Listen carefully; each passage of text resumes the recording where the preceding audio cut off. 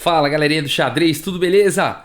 Pessoal, imaginem um jogador que aprendeu a jogar sozinho xadrez, apenas observando ali os amigos a jogarem num clube de xadrez.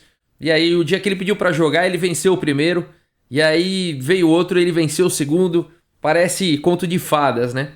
Mas isso realmente aconteceu. Imaginem um jogador que tem um score positivo contra Mikhail Tal, né? Com 4 vitórias e uma derrota apenas. E essa derrota foi por um erro grosseiro cometido na partida. Tava ganho e perdeu. Imaginem um jogador que contra os campeões mundiais, contra Boris Spassky e muitos outros, nas mais de 20 partidas que ele jogou, ele tem um score positivo. Esse é o Rashid Nesmedinov, um jogador russo, um jogador, na verdade, da União Soviética. E além de jogar xadrez, ele também jogava damas. Talvez, é considerado aí, talvez, um dos jogadores mais criativos e de visão combinatória mais criativa e artística da história do xadrez. E isso até é dito por Mikhail Tal, inclusive, que é tido como um dos grandes jogadores criativos, né? E jogador de sacrifício, jogador artístico. O próprio Mikhail Tal tirava o chapéu para essa virtude aí do Rashid Nesmedinov. Então, um jogador bastante enigmático, porque ele não chegou a se tornar nem grande mestre na época. Ele ganhou o título de mestre internacional da FIDE e nunca conseguiu ganhar de jogadores como o Petrosian, jogadores mais posicionais defensivos, Korchnoi, se eu não me engano também. Ele não chegou a vencer. Então, ele não era um jogador estável, né? Agora, no quesito análise combinatória, parece não ter havido ainda um jogador como o Rashid. Incrível, realmente. E, além de tudo, um jogador de damas, tá bom? Ele aprendeu também a jogar damas, também olhando. E no mesmo mês que ele aprendeu a jogar, ele se tornou campeão da cidade. Ia ter um torneio, ele falou, deixa eu jogar. E ganhou de todo mundo. Né? Ele foi campeão soviético, ele foi campeão da União Soviética de xadrez também por 5 vezes. Foi o mais forte da União Soviética.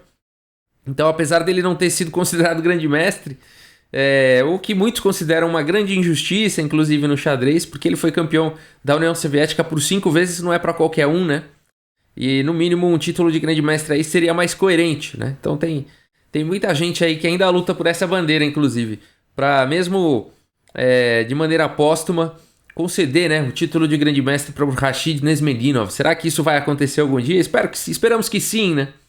Um jogador desse gabarito. Foi campeão também da União Soviética de damas, né? Então, será que o estudo de damas complementa o jogo do xadrez? É curioso isso, né? O Ivanchuk, o Vassily Ivanchuk, o gênio ucraniano, também é um grande jogador de damas.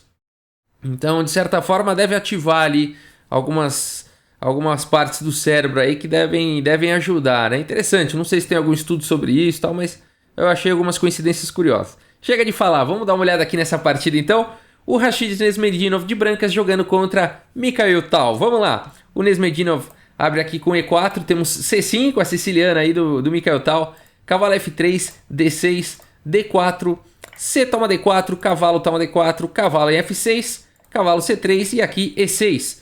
A variante Scheveningen da defesa siciliana. A partida segue aqui com bispo E2, A6, roque, dama C7, lances normais aí de desenvolvimento. Aqui F4, uma linha bastante agressiva.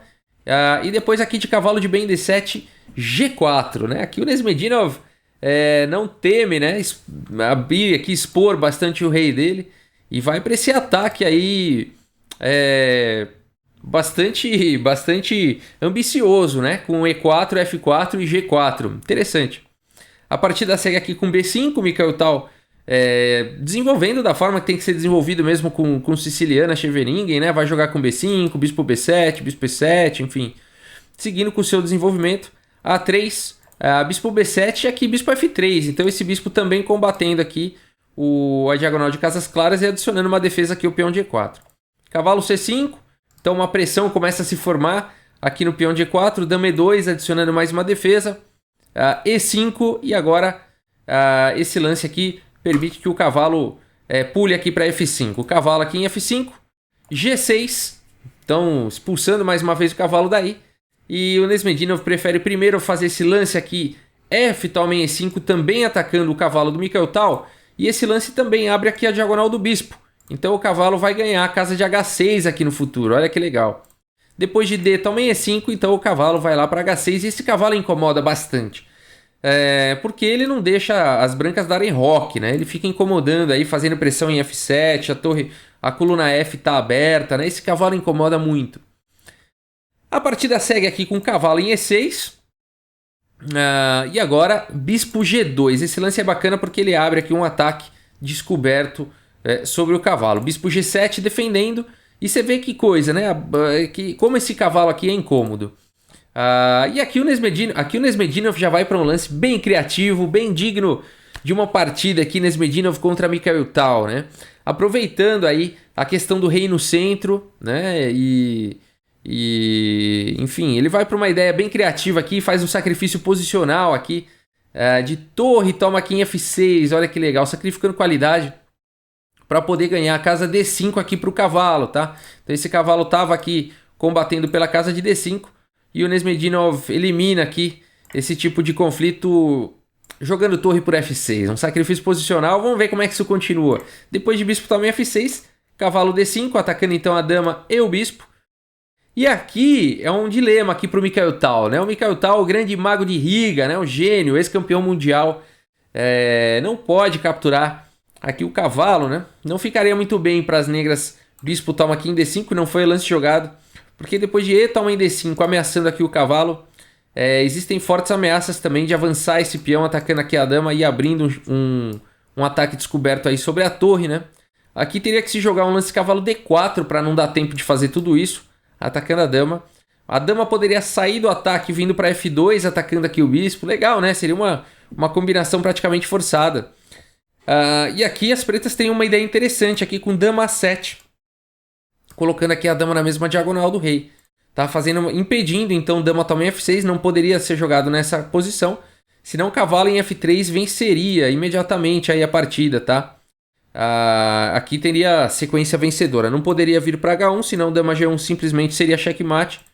Teria que vir para F1 aqui. E aí dama G2, rei E2. A dama toma G2 aqui.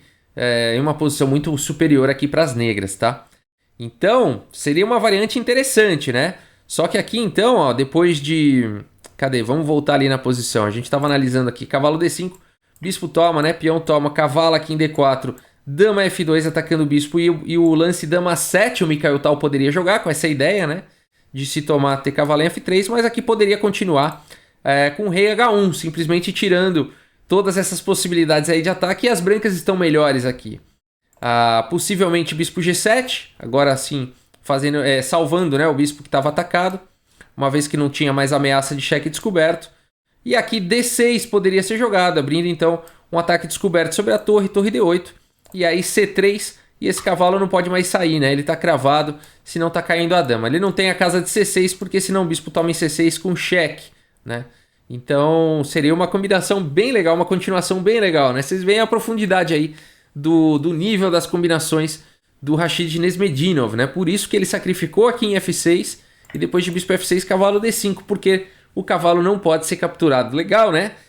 Aqui é um jogo realmente de nível altíssimo, né? Você imagina ter que jogar... Alguém que joga isso contra o Mikhail Tal, né? O nível de análise combinatória do cidadão. A partida segue então com dama D8. A dama estava atacada, ela volta, continuando defendendo aqui em F6. E a partida segue com dama F2. Mais uma vez pressionando aqui em F6. E agora esse bispo aqui também não pode sair, senão tá caindo em F7, né? Veja a força desse cavalo em H6. Não é tão comum, né?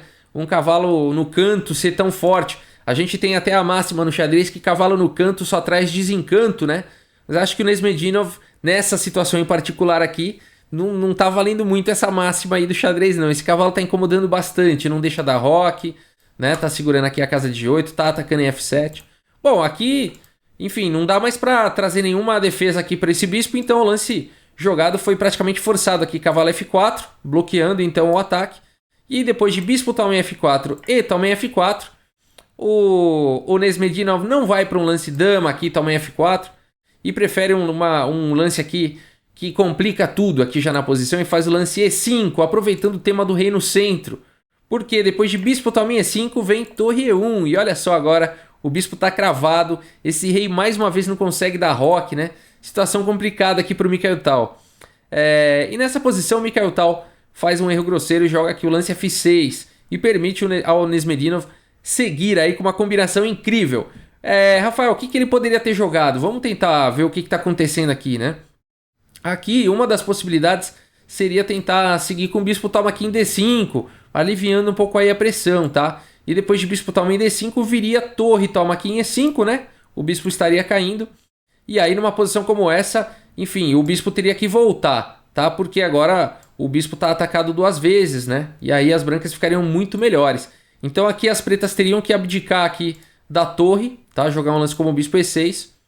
E depois de bispo C6, cheque antes de tomar a torre, só para fazer as pretas perderem um tempo aí com o rei, né? Colocarem o rei numa casa ruim.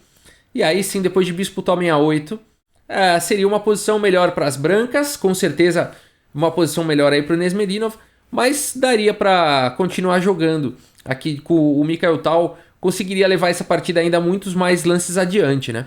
Mas depois de F6, então aqui que foi o lance jogado, o Nesmedinov vai para uma combinação muito forte aqui, com cavalo toma em F6, cheque, né? Entregando aqui mais uma peça.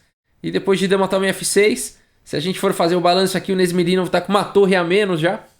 Só que ele faz um lance muito forte aqui, que é o lance dama D4. E agora esse bispo aqui está cravado e atacado 2 vezes pela torre e pela dama, né?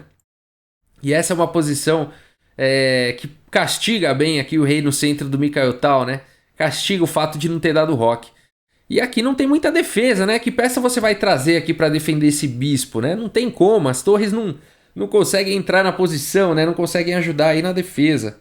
Então, uma posição realmente difícil aqui para o Mikhail Tal. Ele tira o rei, então, dessa mesma coluna aí da torre, joga aqui com o rei F8 e torre toma em E5. De qualquer forma, o Rashid Nesmedinov continua com um pouco de material a menos, né? Tá com uma troca a menos aí, torre por cavalo. E vamos ver como é que segue a partida. Bom, aqui não dá para o Mikhail Tal jogar um lance como bispo toma G2, tentando aliviar aí a posição, seguir para algumas trocas, porque o Nesmedinov teria um lance vencedor nessa posição. Não foi assim que seguiu a partida. Mas se você quiser dar pause e tentar achar o lance que castigaria bispo toma G2 e venceria imediatamente o lance aí de arremate, vale a pena, tá? Nessa posição. Na verdade, muitos lances são bons aqui, tá? Mas eu acho que pelo estilo artístico de Nesmedinov, ele jogaria aqui um lance provavelmente como torre F5. Eu espero que você tenha encontrado esse lance, né? E esse lance é muito bonito, porque ele abre um ataque descoberto aqui sobre a dama, e a dama não pode capturar em D4 porque ela está cravada aqui pela torre, né? E aí não tem como defender aí uma posição dessa. São 2 ataques aqui para cima da dama, né? E aí essa posição ela é vencedora realmente aí para as brancas. Não tem defesa, né? Vai perder a dama. Então, por isso que depois de torre toma aqui em E5, o Mikhail Tal não pôde ir para um lance como o bispo toma G2, não dá tempo, né? E ele tem que sair com a dama, então, para não sofrer essa ameaça. E depois de dama D8, então, de qualquer forma, o Nesmedinov parte com essa ideia aqui de torre F5, cheque, né? E cheque e tá abrindo um ataque descoberto aqui na torre de H8, né? Você fala, poxa, Rafael, mas aí vai fazer uma troca, né? E aí o Nesmedinov tá com um material a menos. Só que o rei tá exposto, né? E a continuação aqui é brilhante. Porque depois de G toma em F5, dama toma em H8 com cheque, sequência forçada aqui, única casa é rei E7. E depois de rei E7, dama G7 cheque. E agora não dá para jogar aqui um lance como rei D6, senão tá vindo cavalo F7 dando cheque e capturando a dama na sequência. Então, única alternativa aqui que sobrou é rei E6, né? Rei E8, vamos olhar rei E8 aqui também. Imediatamente levaria checkmate, tá? Então não tem rei E8. Então só sobrou rei E6. E aí depois de G também F5 com cheque, o Mikhail Tal, ex-campeão mundial, teve que abandonar essa partida, né? Porque agora o bispo tá cortando aqui as casas claras, né? Não dá pro rei ir para lá. A dama tá cortando aqui casas escuras, então não dá pro rei descer, né? Não dá para o rei vir para nenhuma dessas casas aqui que estão cortadas pela dama. Enfim, só sobrou aqui rei D6, né? Só que aí levaria cavalo F7 e perderia a dama e com isso perderia a partida, né? Então não dá para continuar uma partida dessa. O Mikhail Tal teve que abandonar. E incrível, nessa posição então o Mikhail Tal abandonou. Rashid Nesmedinov né? Tá aí um jogador assim muito gostoso de ver as partidas do Nesmedinov pela criatividade, pelo brilhantismo, pelos lances artísticos, né? E na minha opinião, o maior jogador, na minha opinião, em termos de análise combinatória, tá? Nessa virtude. Mais uma vez, reforçando que contra jogadores do estilo de Tigran Petrosyan, jogadores mais defensivos, jogadores que têm um xadrez mais posicional, vão para posições mais fechadas, não permitem, né, as posições assim com combinações brilhantes, né, nem nada disso. Korchnoi, jogadores como desse estilo, o Rashid Nesmedinov não conseguia, né? E por isso, então ele não é considerado um jogador completo, tá? Da mesma forma como Mikhail Tal foi, da mesma forma como Bobby Fischer, Kasparov, Magnus Carlsen, enfim, jogadores que tinham uma virtude, cada um deles tinha uma virtude que se mostrava, né? Se sobressaía, né? Mas não tinham fraquezas a ponto de... enfim, eram jogadores completos, né? E o Nesmedinov tinha essa questão de não conseguir jogar contra jogadores posicionais. Mas jogadores que iam para tática, iam para esse estilo de jogo, não tinha para ninguém realmente. E muito interessante de ver. Beleza, pessoal, espero que vocês tenham gostado. Se vocês gostaram, lembrem-se de dar sua curtida aí no vídeo. Se vocês acompanham aí os vídeos do canal, lembrem-se de se inscrever no canal. Muito obrigado aí pela audiência de vocês. Um grande abraço, pessoal, e até a próxima. Valeu!